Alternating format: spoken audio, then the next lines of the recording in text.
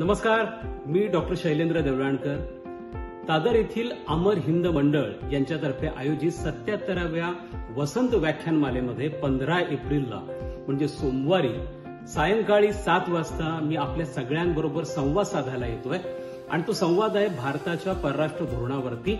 भारतीय परराष्ट्र धोरणाचा जो आधार आहे वसुधैव कुटुंबकम, आणि याच परराष्ट्र धोरणाची उत्क्रांती भारताच्या स्वातंत्र्यापासून तर आतापर्यंत कशा पद्धतीने होत आलेली आहे, परराष्ट्र धोरणाचे आधार कसे बदलत गेलेले आहेत, उद्दिष्ट कशा पद्धतीने बदलत गेलेले आहे.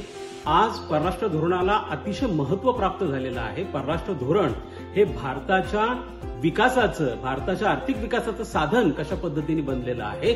आणि आता जेव्हा विकसनशील भारताकडून विकसित भारताकडे आपला प्रवास होतो आहे, त्यावेळेला परराष्ट्र धोरणाचा कशा पद्धतीने उपयोग करून घेतला जाणार आहे.